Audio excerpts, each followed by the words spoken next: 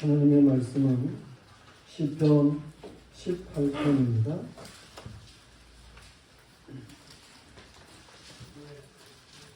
시편 18편.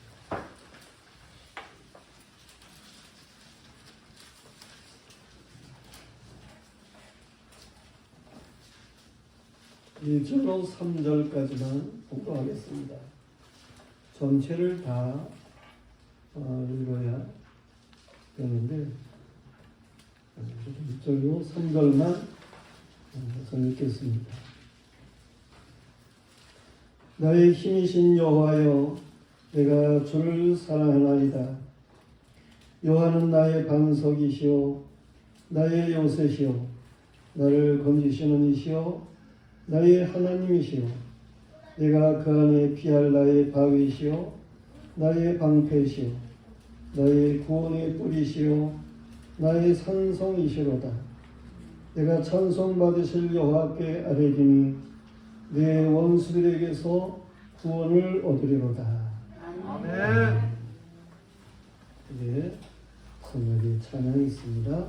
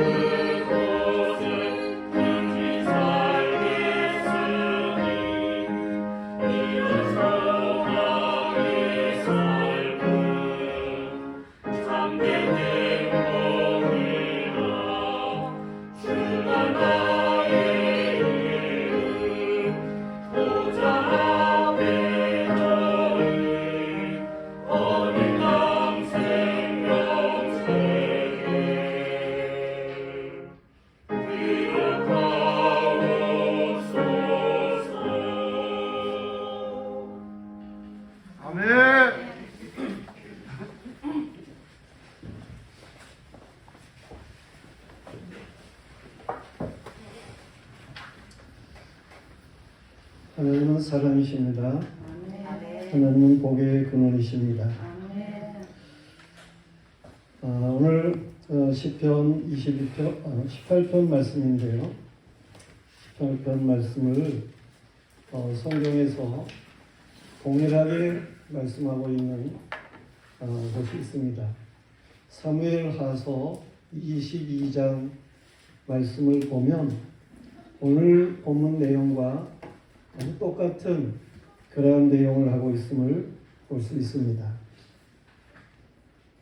오늘 이 표제에 18편 표제에도 나와 있는 것과 같이 다윗이 이 시편 18편을 이제 노래하게 되고 그러한 일은 언제인가 하는 것에 대해서 분명하게 말씀을 하고 있는데요. 사무엘하서 22장 1절에서도 동일하게 말하고 있습니다. 여호와께서 다윗을 모든 원수의 손과 사울의 손에서 구원하신 그날에 다윗이 이 노래의 말씀으로 여호와께 아뢰었다라고 말씀되고 있어요. 사무엘하서 22장 1절 말씀만 보게 될 때, 오늘 표제의 내용만 보게 될 때에는 이것이 다윗이 왕이 되는 초창기 그때의 전투적인 그러한 일들로 인해 가지고 승리하고 이러한 때에 그가 위험에서 헤어났을 때, 사울의 위험에서 헤어났을 때에 그때에 이러한 노래를 부른 것처럼 생각할 수 있겠습니다. 그런데 이미 말한 것처럼 사무엘하서 22장이라고 하는 그 부분이 어떠한 것인가 하면 다윗이 그 왕권이 이제 나이가 많아가지고 그만하게 된 나름대로 사무엘하서에서 다윗의 왕권이 정리되고 있는 그러한 내용의 말씀들이 이제 기록되고 있는 곳에 이 시편 18편의 내용과 같은 것이 기록이 되고 있어요. 그런 면에서 볼 때에 이 사울에게 쫓기다가 승리한 그때의 다윗의 신앙, 그런가 하면 이제 다윗이 왕권을 다 감당하고 나이가 많아 세상을 떠날 때가 멀지 않은 그러한 때의 다윗의 신앙, 이 모든 것들을 얘기를 하는 표제 말씀만 보면 다윗의 초기와 같은데 사무엘하서 22장의 구성을 보면 이 다윗의 마지막 때의 모습과 같은 이런 것을 생각하게 된다. 그런 얘기입니다. 그러니까 결국 오늘 이 시편 18편의 내용의 말씀은 이 다윗의 처음부터 그리고 다윗의 마지막 때까지 다윗의 모든 삶의 신앙이 바로 이 시편 18편 말씀에 묻어나고 있다. 그런 얘기입니다. 다윗이 오늘 이 시편 18편과 같은 이런 신앙의 고백을 하게 되는 일에 있어서 1절 말씀에 보면 나의 힘이 되신 여호와여 내가 주를 사랑하나이다 그랬습니다. 다윗은 여호와를 사랑했습니다. 그런데 이 사랑이라고 하는 것은 다윗에게서부터 스스로 그냥 자신이 하나님 사랑해야지 이래가지고 사랑하는 그런 것이 아니고 여호와 하나님께서 다윗의 힘이 되어주시고 다윗에게 그 사랑을 알게 해주시고 그러므로 인해서 다윗이 여호와 하나님을 사랑하는 그러한 사랑이다 라고 하는 것입니다. 다시 말해서 여호와 하나님의 사랑은 능동적인 사랑입니다.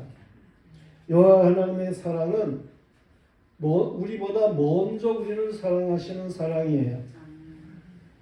그것은 요한일서 4장 10절에도 말씀을 하고 있어요. 사랑은 여기 있으니 우리가 하나님을 사랑한 것이 아니요 하나님이 우리를 사랑하사 우리의 죄를 속하기 위하여 화목제물로 그 아들을 보내셨습니다. 아멘. 성도들이요, 오늘 말씀은 여호와를 사랑하는 다윗의 고백입니다. 아멘. 다윗이 어떻게 여호와를 사랑하였는지, 그리고 그 결과는 어떠한 결과를 가져오는지, 이러한 것들을 살펴보면서 우리가 말씀의 은혜를 나누고자 하는 것입니다. 첫째로 우리가 생각할 수 있는 것은 다윗은 환난 중에 부르짖었어요. 환난 중에 부르짖은 다윗.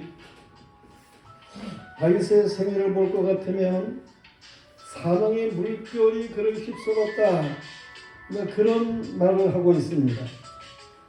오늘 말씀에 볼 것 같으면 4절에 사망의 줄이 나를 얽고 우리의 창수가 나를 두렵게 하였으며 라고 말을 하고 있어요. 이처럼 다윗의 생에 사망의 물결이 휩쓰는 때가 있었어요. 이러한 때는 사실 다윗에게만 있는 것은 아니에요. 세상을 살아가는 모든 사람들에게 사망의 물결이 휘몰아치는 이러한 일들은 누구에게나 있습니다. 다윗이 당한 것과 같은 것은 아니지만, 제가 어렸을 때에 그때는 학교가 이제 좀 멀고 그런 일이니까 초등학교 때입니다. 장마라도 질 것 같으면 개천에 물이 많이 흐르게 되고, 그때 다리가 발달되지 않은 그런 때니까 저희 고향 지역 같은 데는 다리도 없어요. 그러니까 개천을 그냥 건너서 학교를 가야 하는 그런 일입니다. 물살이 하늘 세지지요. 이렇게 무릎을 걷고 옷을 걷고 그리고 그 물살을 헤치면서 건너가야 하는 그러한 일들이 있었어요. 조금 삐끗하면 아주 위험할 수도 있는 그런 일이에요. 이러한 그 위험한 일들, 이것이 꼭 물결만 아니라 세상을 살아가는 일에 있어서 많이 있게 마련인데, 이러한 때에 다윗, 그는 하나님 앞에 부르짖었다는 거예요. 그런가 하면 이 스월에 위험이 있음을 5절에서 말을 하고 있어요. 스월의 줄이 나를 두르고 사망의 올무가 내게 이르렀도다 그랬습니다. 이 스월의 올무, 이것은 짐승들에게 있어서는 아주 치명적인 것입니다. 다윗이 함께 다니는 그런 사람들이 있었어요. 다윗에게만 사망의 물결이 있는 게 아니고 다윗과 함께 다니는 사람들에게도 이 스월, 죽음을 얘기하는 거예요. 이러한 올무가 있었다고 하는 거예요.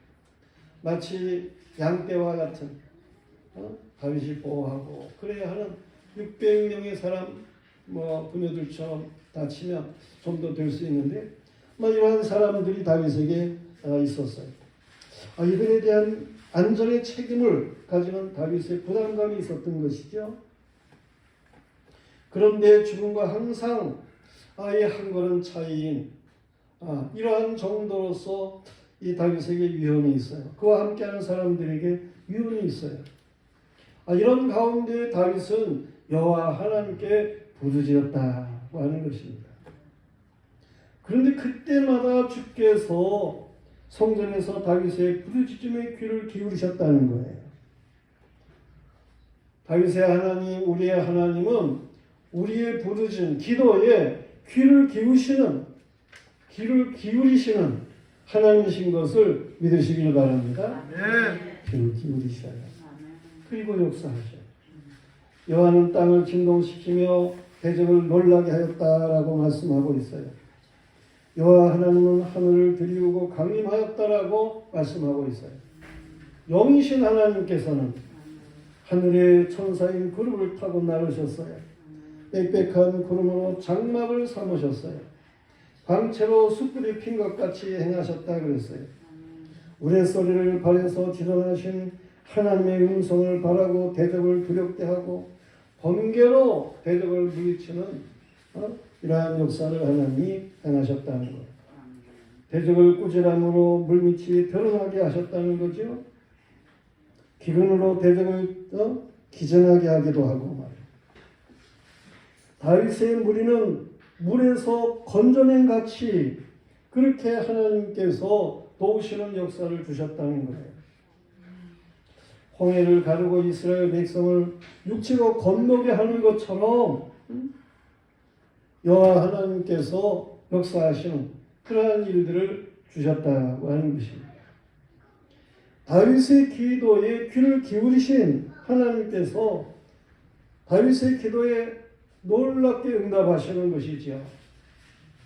그래서 대적을 물리칠 수 있도록 하나님이 앞서 행하시며 일하시는 놀라운 일들을 주신 거예요. 그런데 이것이 그냥 한 번, 두 번 정도만 있는 게 아니에요. 이러한 일은 다윗의 생애에 계속해서 일어나고 있는 거예요. 계속해서 어려움이 있으면 다윗은 하나님 앞에 부르짖고, 그러면 또 하나님께서는 앞서 행하시며 대적을 물리치시고, 이게 믿음의 사람들에게 있어서도 어려움이 옵니다. 마음 있는 사람에게만 환난과 핍박이 있는 게 아니고, 어려움이 있는 게 아니고, 믿음의 사람들에게도 홍수가 나듯이 창수가 일듯이 어려움이 있게 마련이에요. 그러나 믿음의 사람들은 여호와 하나님 앞에 기도하는 것이고, 믿음 없는 사람은 기도가 없는 거죠. 기도가 있는 사람에게는 하나님이 응답하시고 놀라운 역사를 나타내시는 것이고, 기도가 없는 사람은 그 어려움을 헤쳐나갈 길이 없어 좌절하게 되고 스스로 낭망하게 되고 무너지는 이러한 일들이 있는 거죠. 여호와 하나님 앞에 기도할 수 있다라고 하는 것이 얼마나 놀라운 일인지 모릅니다. 얼마나 큰 축복인지 모릅니다. 하나님께서 기도에 반복적으로 역사하신다니까요. 그러한 오늘의 이러한 놀라운 역사를 가져오게 하시는 하나님의 역사는 시편 34편 6절에서도 말씀하고 있어요. 곤고한 자가 부르짖음에 여호와께서 들으시고 그의 모든 환난에서 구원하셨도다. 138편 3절에 가면은 또 동일한 그러한 내용의 말씀들이 나오기도 하고 그래요. 이러한 말씀은 성경에 수도 없이 많이 나오는 믿음의 사람들의 기도에 하나님이 이렇게 역사하셨다라고 하는 것을 말씀하고 있어요. 성도들이여, 믿음의 기도는 응답이 있고 결코 무의로 끝나지 않는다는 사실을 믿으시기를 바랍니다. 그러므로 우리는 극한 환난 가운데서도 핍박 가운데서도 뭔가 아예 없는 것 같은 그런 가운데서도 기도할 줄 알아야 하는 것입니다. 하박국서라는 성경이 있잖아요. 하박국서의 3장 17절 이하 말씀에 보면 비록 무화과 나무가 무성하지 못하며 포도나무에 열매가 없으며 감람나무에 소출이 없으며 밭에 먹을 것이 없으며 외양간에 소가 없을지라도 나는 여호와로 말미암아 즐거워하며 나의 구원의 하나님으로 말미암아 기뻐하리로다. 주 여호와는 나의 힘이라. 나의 발을 사슴과 같게 하사 나를 나의 높은 곳으로 다니게 하시리로다. 기도하는 사람, 하나님의 능력을 믿고 기도하는 사람들, 그들은 어려운 가운데서도 기도함으로 하나님이 도우셔서 사슴과 같이 그렇게 높은 곳을 다니게 하신다. 그런가 하면 다윗은 이 어려운 때에 여호와를 의지했다라고 18절부터 28절에 말씀하고 있어요. 여호와가 의지가 되셨어요. 의지하는 다윗에게 하나님이 어떻게 역사하십니까? 여호와는 강한 원수에게서 건지셨다 그랬어요. 이 다윗에게 있어서 대적들은 항상 강했어요. 하나님이 믿음의 사람들에게 이렇게 뭔가 일이 있게 하시는데, 어려움이 있게 하시는데, 이 믿음의 사람들 개인을 보고 이 대적들을 이렇게 보고 그럴 때에 그 모든 비교를 보면은 항상 이 대적들은 강해요. 다윗은 약하고 대적은 강했어요. 블레셋의 골리앗, 그는 거인이에요. 장수예요. 그는 철갑으로다가 무장을 한 사람이에요.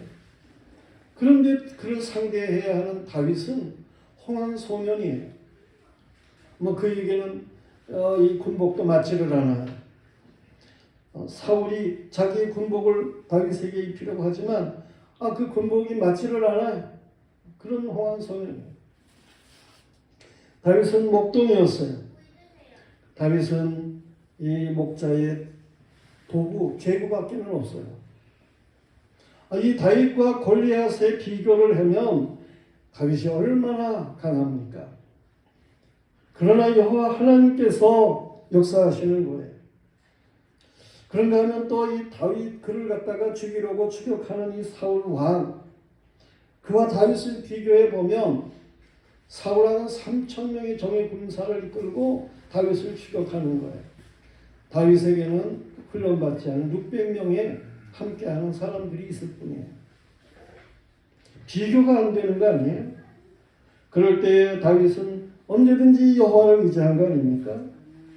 여호와는 약한 자와 강한 자 사이에 약한 자의 편을 드시는 긍휼이 많으신 하나님이셔요. 여호와는 구체적으로 여호와께 의지하는 약한 자의 편을 드시는 분이에요.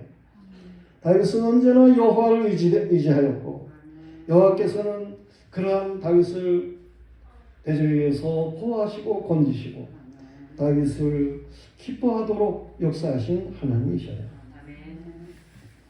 여호와는 공의를 따라 상을 주시는 분이에요. 다윗은 손이 깨끗했어요. 하나님을 의지하는 사람으로 그가 행하는 모든 일이 깨끗했어요. 공의의 사람이었어요. 다윗은 자신을 죽이려고 추격하는 사울을 죽일 수 있는 기회가 있었지만서도 사울이 그래도 이스라엘의 왕인데 그가 왕으로 세움을 받을 때에 사무엘 그를 통해 가지고 머리에 하나님의 사람 그를 통해서 머리에 기름 부음을 바르면서 왕이 대관식을 가진 사람인데 이러한 기름 부음 받은 자를 내가 임의로 그를 죽일 수 없다. 그런 생각을 가지게 됩니다. 하나님은 공의의 하나님이시기 때문에 하나님이 그 공의대로 처리하실 것이다. 라고 하나님께 맡깁니다. 사울을 맡기는 거예요. 다윗은 하나님을 의지하고 이 자신을 죽이려고 하는 사울을 그를 하나님에게 맡기는 거예요. 하나님이 알아서 하시도록. 그때 여호와 하나님께서 다윗을 세우시고 사울을 패하시며 이 사울을 망하게 하고 죽게 하는 그러한 일들이 있게 하고 다윗을 왕으로 세우시는 역사를 주신 거예요. 공의의 하나님 앞에 다윗은 그 공의에 의지해서 하나님을 의뢰하는 거예요. 여호와의 공의를 따라 스스로 죄악을 피함이었죠.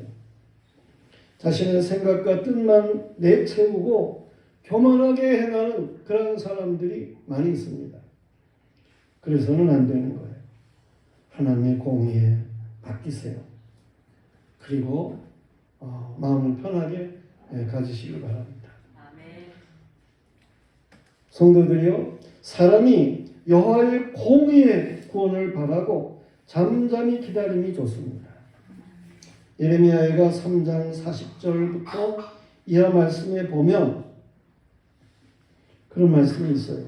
우리가 스스로 우리의 행위를 조사하고 여호와께로 돌아가자. 우리의 마음과 손을 아울러 하늘에 계신 하나님께 들자. 여호와께서 하늘에서 살피시고 돌아오실 때까지. 그러면 결과가 어떻게 나타나느냐? 주여 주께서 내 심령의 원통함을 풀어주셨고 내 생명을 속량하셨나이다. 그런 결과를 가져온다고 말씀하고 있어요. 우리는 여호와 앞에 손을 드는 거예요. 공의의 하나님 앞에 모든 걸 맡기는 거예요. 그러면 하나님께서 공의의 역사를 행하십니다. 우리가 손이 깨끗하면 공의로우면 하나님께서 우리 편이 되셔서 역사하시는 놀라운 일들을 주시는 거예요. 그래서 다윗은 하나님을 언제든지 의지하는 사람인 거예요. 그런가 하면 오늘 말씀에 세 번째로 생각할 수 있는 것은 29절로부터 50절까지의 말씀인데 여호와의 능력으로 행하는 다윗이에요. 인간은 크게 될 수 있는 인자를 가지고 있어요. 다시 말해서 하나님께서 사람을 하나님의 형상으로 만드셨다니까요. 이 하나님의 형상으로 만들었다라고 하는 것은 하나님과 우리가 비교할 수는 없죠. 그는 창조주고 우리는 피조물이니까. 그러나 하나님을 닮은 이 하나님의 형상, 이것만 해도 그 지식은 풍부하고 그 감정도 풍부하고 그 의지도 능하고 그러한 역사를 이룰 수 있는 거예요. 그런 하나님의 형상, 지식과 감정과 의지의 인자를 하나님께서 사람에게 주신 거예요. 물론 이 사람이 아담이 범죄함으로 인해 가지고 하나님의 형상을 잃어버리죠. 다시 말해서 그 하나님의 형상이 일그러지죠. 잘못된 방향으로 사용된다, 그런 얘기입니다. 하나님 앞에서 그 형상이 바르게 사용되어야 되는데 바르게 사용되지를 못하고 역으로 거꾸로 그렇게 사용이 되는 거예요. 사람도 남자 여자 정상적으로 살아가는 그러한 세상이 아니잖아요. 오늘날 이게 거꾸로 동성애 이런 걸로다가 그렇게 거꾸로 살아가는 그러한 세상이에요. 그래가지고 이 지정의가 죄악 가운데서 형편 악을 행하는 그런 방편으로 사용돼서 그렇지, 본래적인 지정의는 이거는 능력이 있는 거예요. 우리는 이 하나님의 형상을 예수 그리스도 안에서 회복하는 것입니다. 여호와의 주신 능력으로 회복되어서 바르게 살아갈 수 있어야 됩니다. 하나님을 섬기는 사람, 정말 예수 그리스도 안에 구원의 은총을 누리는 사람, 이러한 사람들로 하나님의 형상을 회복하고 살아가는 거예요. 땅의 것에만 관심 있는 우리는 위로부터 오는 능력을 덧입고 살아갈 수 있어야 되는 거예요. 요한복음 3장 3절 말씀에 보면 사람이 거듭나지 않으면 하나님의 나라를 볼 수 없느니라 그러셨어요. 이 거듭난다라고 하는 말이 무슨 말입니까? 거듭난다라고 하는 말은 이 헬라어는 아노덴 그러는데, 아노덴이라는 말은 위로부터라는 말이에요. 사람이 위로부터 나지 아니하면 하나님의 나라를 볼 수 없느니라. 아멘. 그걸 다시 요한복음 3장 5절에서 반복해 말씀을 하셔요. 물과 성령으로 나지 않으면 하나님의 나라에 들어갈 수 없느니라. 그래요. 우리가 물과 성령으로 새롭게 나아져야 된다라고 하는 말이에요. 물, 세례를 받을 때에 깨끗하게 하는 이 회개를 가리키는 거예요. 회개 역사가 하나님 앞에 있어야 되는 거예요. 성령으로 거듭나야 되는 거예요. 위로부터 거듭나야 되는 거예요. 그래야 하나님의 나라에 들어갈 수가 있는 것입니다. 아멘. 성령으로 거듭난 사람, 위로부터 새롭게 태어난 사람, 다시 말해서 예수 그리스도 안에 구원받은 사람, 그러한 사람들에게는 예수 그리스도 안에서 하나님의 형상이 회복되는 거예요. 아멘. 그래서 이 거듭난 이러한 하나님의 자녀들, 이들에게는 하나님의 자녀되는 권세가 주어지는 거예요. 아멘. 이 성령으로 새롭게 난 그러한 사람들에게는 성령의 권능, dynamis가 주어지는 거예요. 이 하나님의 사람으로 하나님을 의뢰하고 하나님의 말씀으로 살아가는 이런 사람들에게는 이 하나님 안에서 창조적인 능력이 주어지는 거예요. 하나님의 형상으로서의 지정의를 회복하고 살아가게 되는 그런 놀라운 능력의 역사가 회복되는 것이죠. 위로부터 새롭게 되는 사람, 그들은 이 땅에서 정치 얘기학과 안 나와도 얼마든지 대통령도 될 수 있고 높은 지도력을 발휘할 수 있는 사람이 되는 것입니다. 위로부터 주어지는 것을 받으면, 그러면 저 P.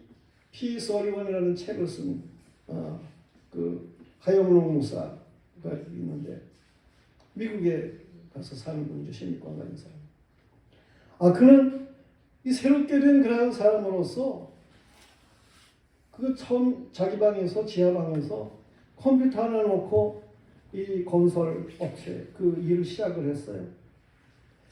잠언 31장 말씀 거기에 준해가지고 내가 이 사업을 하리라.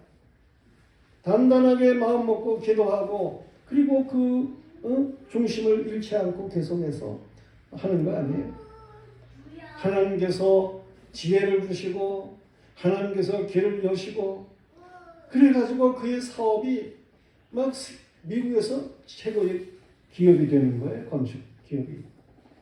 오바마 대통령 때에 오바마 건축 자문위원이 되어가지고 그가 세계를 다니면서 역사하고, 미국에서도 모든 큰 이런 건설로 지금 그가 다 맡아서 하게 되고, 이런 놀라운 역사가 일어나게 되는 거 아니에요? 위로부터 주시면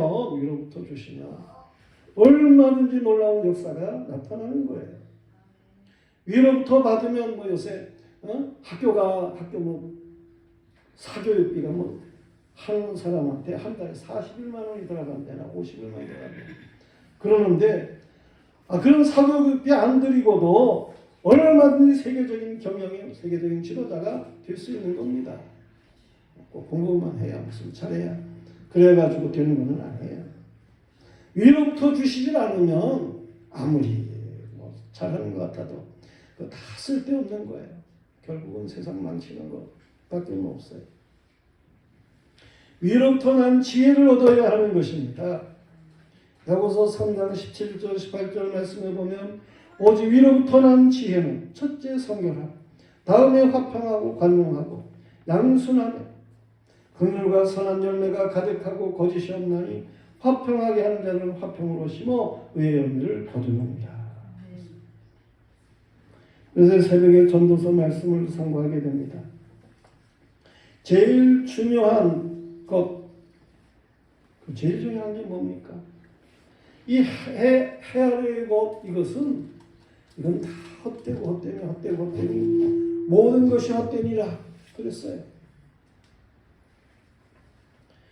해 아래의 것, 그것만 가지고 마음을 두고 살아가면 아무것도 아니에요. 다 헛된 거예요.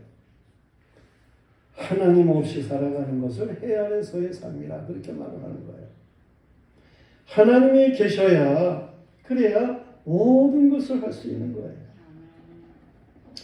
해 아래의 것, 이것만 위해서 관심을 두고 살아가는 사람은 결국 묘비에 뭐라고 쓰겠어요? 먹다 살다 죽다 그러는 거예요. 다윗은 위로부터 난 능력으로 행했어요. 여호와의 능력을 따라 적진을 향해서 진격을 합니다. 오늘 본문 말씀에 보면 여호와의 능력으로 성공한 삶에 훌륭한 고백이 있음을 볼 수 있어요. 다윗이 뭐라고 고백을 합니까? 여호와는 나의 하나님이시라 그럽니다. 아니 하나님이신 거 누가 모르나? 그러는데 여기서 말하고 있는 이 다윗이 여호와는 나의 하나님이시라 말하는 그 하나님이라고 하는 표현은 엘로힘 하는 말에 이스라엘 말로 전능하신 하나님이라는 거예요. 전능하신 하나님. 모든 것을 다 이루시는 하나님. 그런가 하면 여호와의 말씀은 발에 등이 되었다고 28절에 고백해요. 등이 있으면 어둠을 헤쳐나갈 수 있습니다. 하나님의 말씀이 가는 곳에 가고 하나님의 말씀에 머무는 곳에 머물고 이러한 말씀이 등이 되는 이러한 삶을 살게 되면 성공적인 삶을 살게 되는 거예요. 여호와가 방패가 되셨다라고 2절과 30절과 35절에 말씀하고 있어요. 여기에 이 방패라고 하는 것은 높이가 5피트 정도 되는 전신을 가려주는 방패를 얘기를 하는 거예요. 여호와 하나님께서 나의 삶의 방패가 되어주셔서 언제든지 대적으로 인해서 내가 나가지 않도록 역사하신 일이라고 하는 것을 고백해요. 그런가 하면 여호와는 구원의 뿌리라 하고 2절에서 말을 하고 있습니다. 여호와의 뿔에 대한 그러한 내용을 구약에서도 말씀을 하고 있죠. 구약에서 하나님 앞에 예배드리러 가면, 제사드리러 가면 그 번제단을 통과해야 돼요. 근데 그 번제단의 꼭대기 네 귀퉁이에 거기 뿔이 있어요. 뿔이. 거기다 이제 번제를 드리고 그러는, 불태워서 드리는 제단인데 네 귀퉁이에 뿔이 있어요. 그 무슨 뿔이냐 하면은 죄를 범하는 자들에게는 하나님이 진노하신다라고 하는 그러한 권세 있는 뿔을 의미하는 거예요. 그런가 하면 또 뿔이 있는 게 있어요. 저 성소에 들어가면은 거기에 이제 등대가 남쪽 편으로 있게 되고 북쪽 편으로다가 진설상이 있게 되고 그런데 지성소 쪽으로 이렇게 가면 거기에 분향단이라는 것이 있어요. 분향단은 향을 사르는 거예요. 그게 이제 구약에서 향을 사르는 거지만 하나님이 그렇게 향을 사르게 하는 거는 그거는 성도의 기도를 의미하는 거예요. 그 향단에 역시 뿔이 있어요. 내 귀퉁이에 뿔이 있어요. 그래가지고 하나님 앞에 기도하면 그러면 하나님께서 기도에 응답하시는데 놀라운 역사가 나타날 것을 알게 하는 그런 권세를 의미하는 뿔이에요. 하나님께서는 이런 심판의 능력이 있기도 하시고 또한 이 분향단의 기도의 역사를 응답하실 것에 대한 그런 능력이 있는 해결의 능력도 나타내시는 이런 구원의 뿔을 가지신 하나님이시다. 그런 얘기입니다. 또 요한은 반석이시라고 2절과 31절 46절에 말하고 있어요. 시몬의 신앙 고백과 같이 주는 그리스도시고 살아계신 하나님의 아들이십니다. 이런 고백을 하게 되니까 주님이 발견하시면 네가 복이 있도다. 이 반석 위에 내 교회를 세우리. 반석 위의 교회는 음부의 권세가 할 수 없다라고 말씀을 하시는 거 아니에요? 이처럼 여호와 하나님은 반석이셔요. 반석. 예수 그리스도 그 신앙 고백 위에 세워진 교회는 음부의 권세가 할 수 없는 것처럼 반석 위에 세워진 집은 어떠한 창수, 홍수가 일어도 무너지지를 않습니다. 그런가 하면 다윗이 또 뭐라고 고백을 합니까? 여호와는 피할 바위시라고 이전에 고백하고 있어요.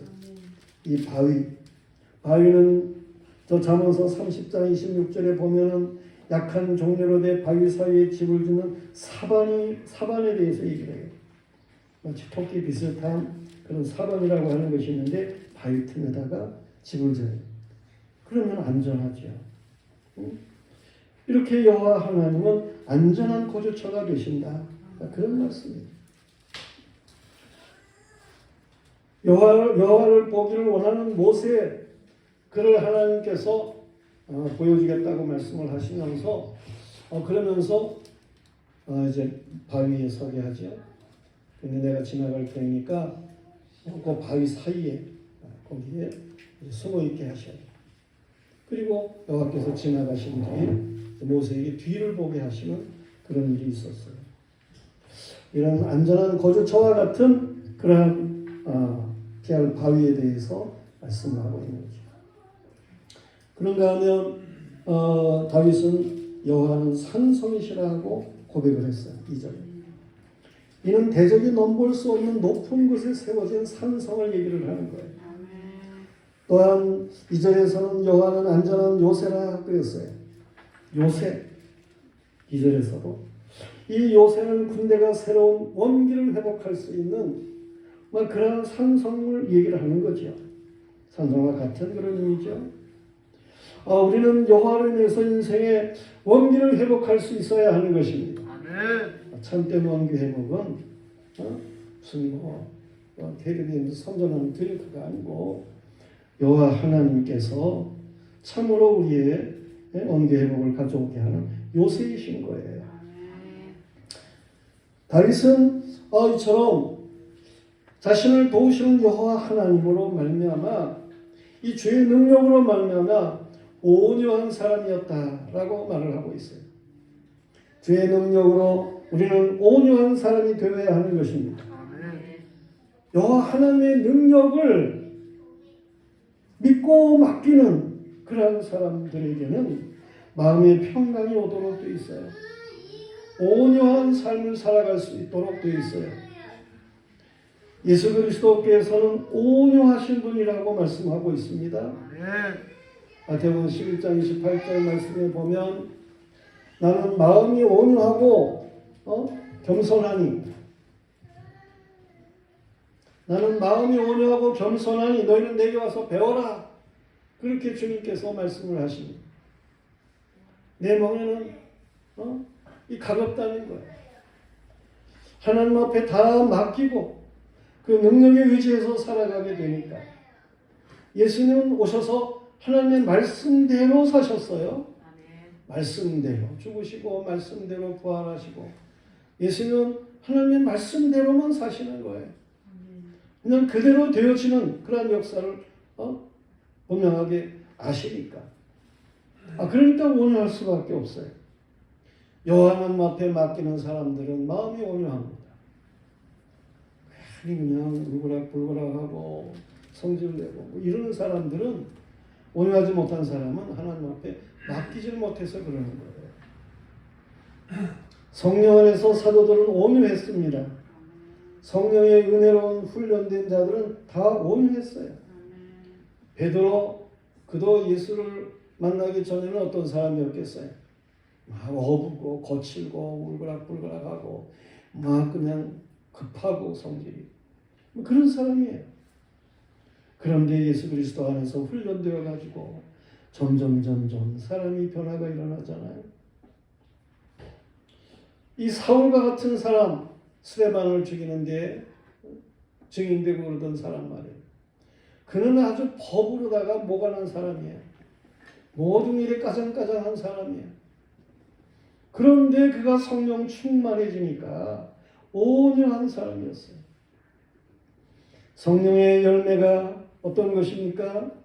사랑과 희락과 화평과 오래 참음과 자비와 양선과 충성과 온유와 절제라 그랬어요.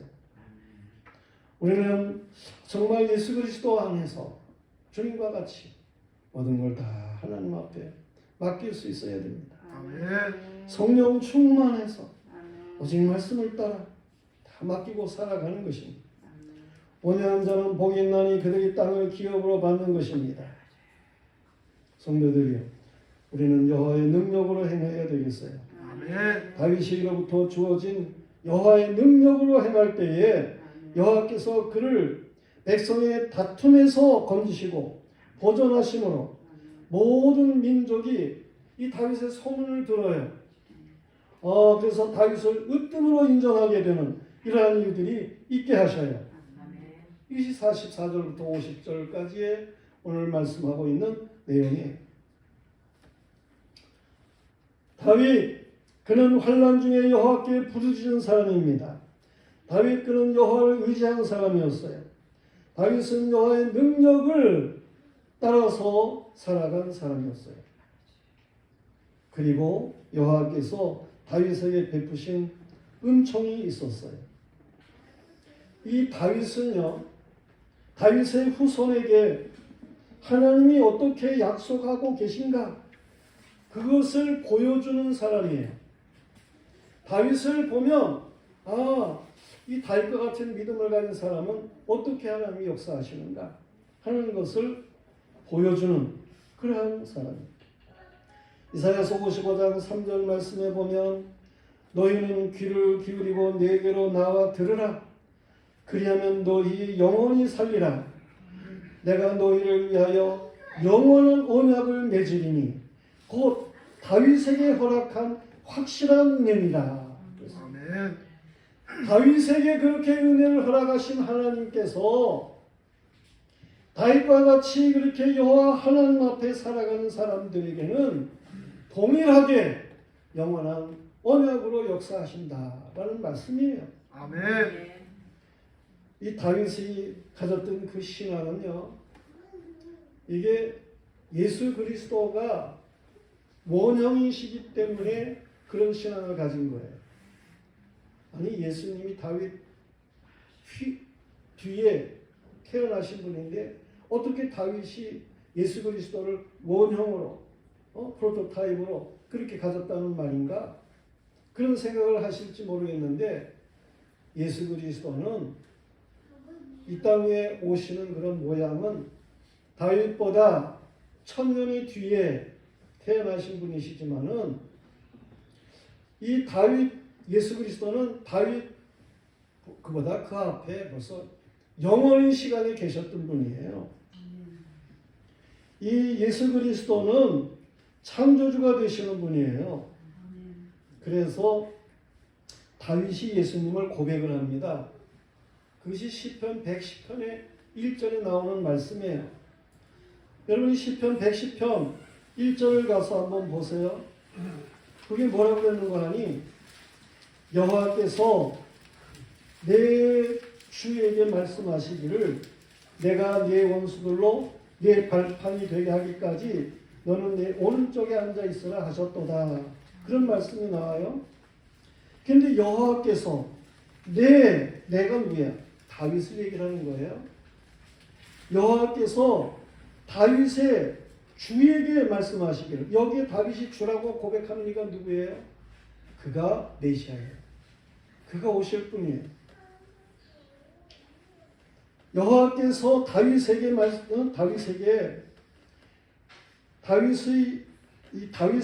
주님이 되시는 분에게 말씀하시기를 내가 네 원수들로 네 발판이 되게 할까지 너는 내 오른쪽에 앉아 있어라.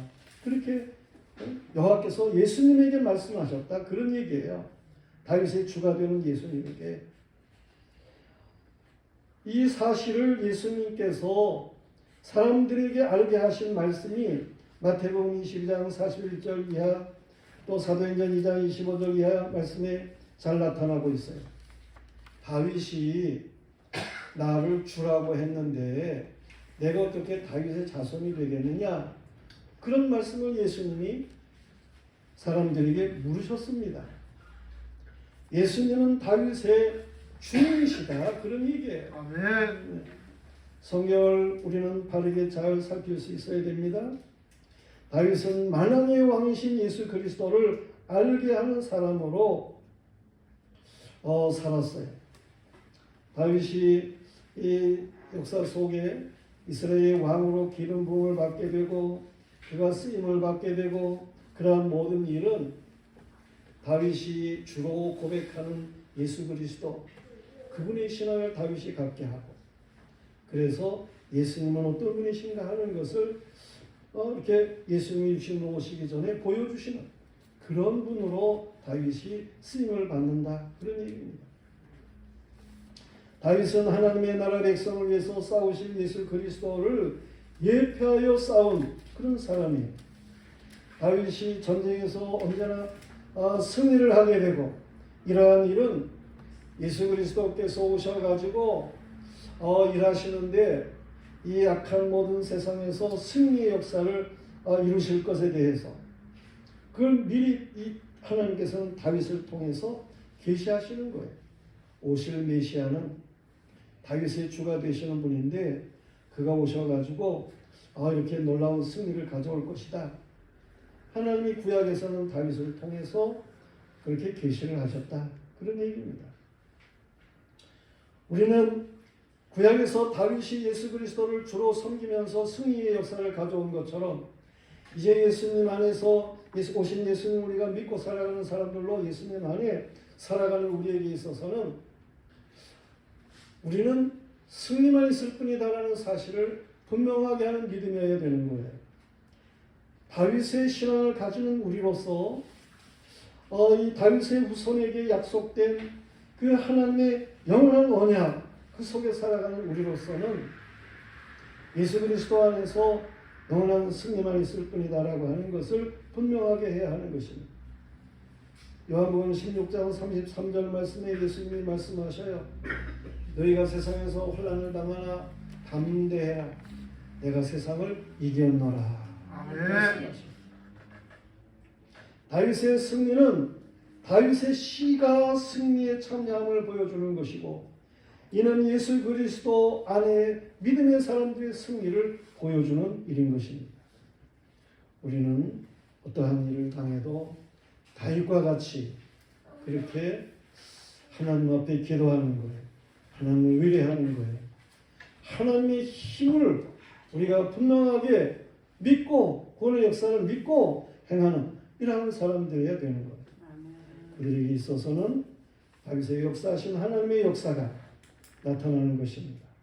다윗이 주로 고백한 그 주님의 놀라우신 역사 안에서 살아가는 믿음의 사람들에게 있어서는 신약시대에도 다윗에게와 같은 역사가 그대로 나타나게 되는 것을 믿습니다. 아멘. 우리는 오늘 이 다윗의 찬양을 하나님 앞에 드려야 되겠습니다. 주보에 있는 대로 우리 점을 다 같이 부르겠습니다.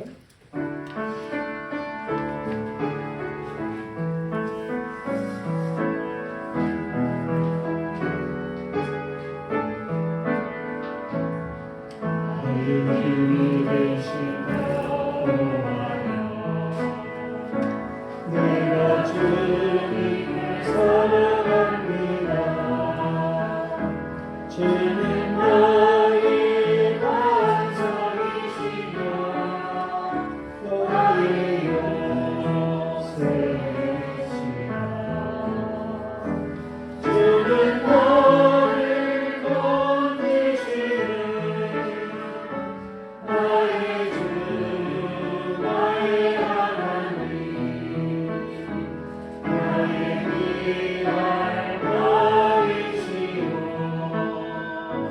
나의 성 크시라. 나의 하나님 나의 하나님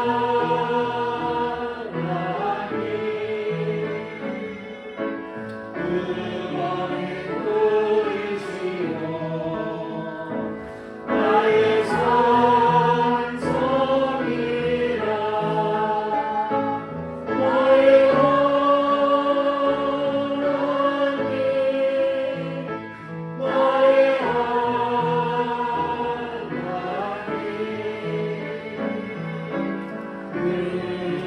나의 여호와 나의 구세주. 2절 부르면서 헌금합니다. 내가